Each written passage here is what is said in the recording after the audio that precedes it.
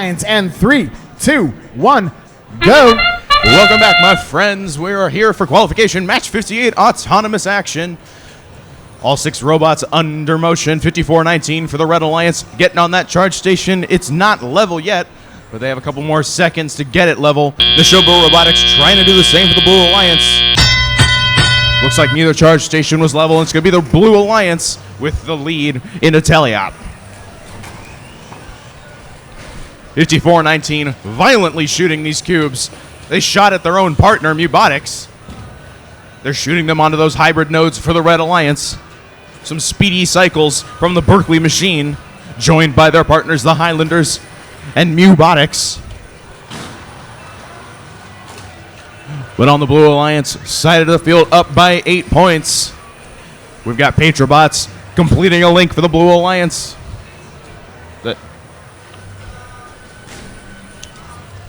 Neshoba Robotics, 1768, in their loading zone, trying to grab a cone from the ground.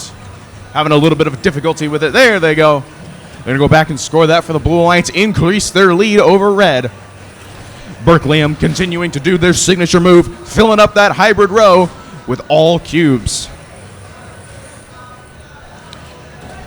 71-57, scoring up high for the Red Alliance. 10 points down, a little bit over a minute to go. 54-19, catching a little bit of air on the side of the charge station, dropping another cube down low for Red. Neshoba Robotics for the Blue Alliance, those 3D printed wheels on their robot, giving them a bit of a traction advantage as they score on the bottom row for Blue. Highlanders for Red, placing a cone on one of their middle rows. It is now the Red Alliance with the lead, a little over 30 seconds to go. It's real-time scores update. It is incredibly close.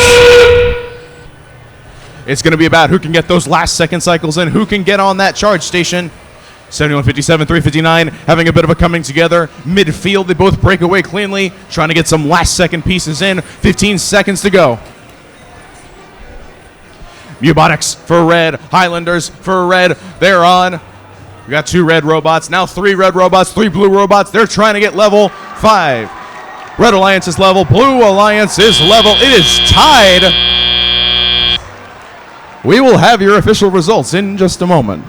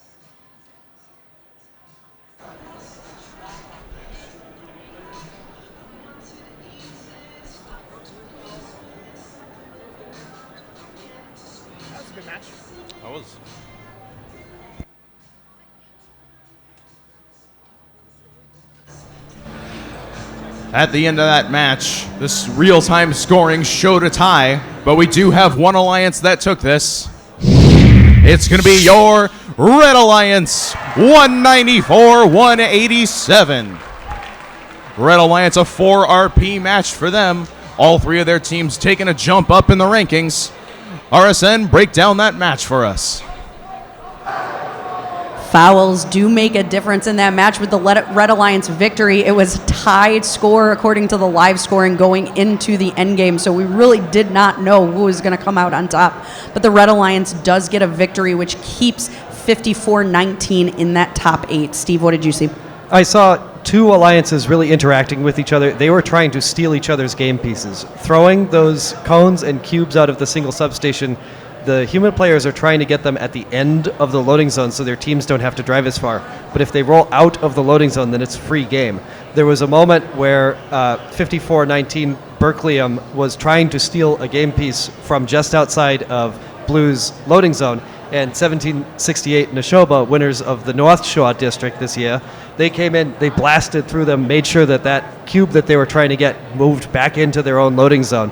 And so that could have been the difference in the match before all the one technical foul and one foul making the difference there. But we're going to see more interaction, some of it intentional and some of it just the flow of game.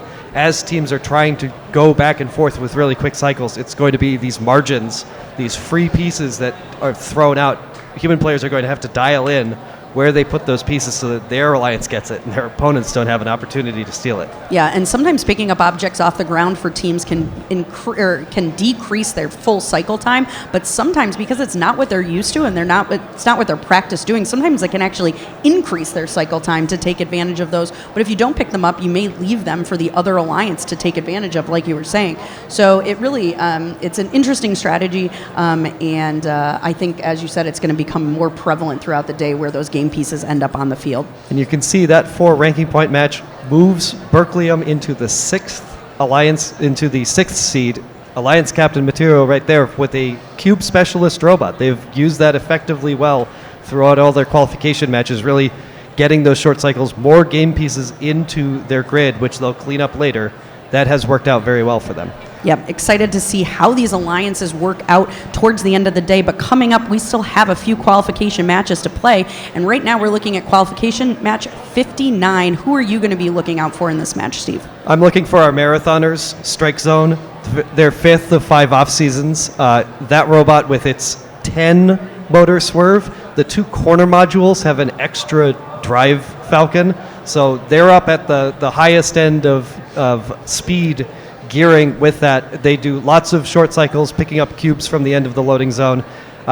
Difficult matchup here with Robodoras and Upper Creek Robotics on the Red Alliance. All right, let's see how this match plays out. Let's take it back down to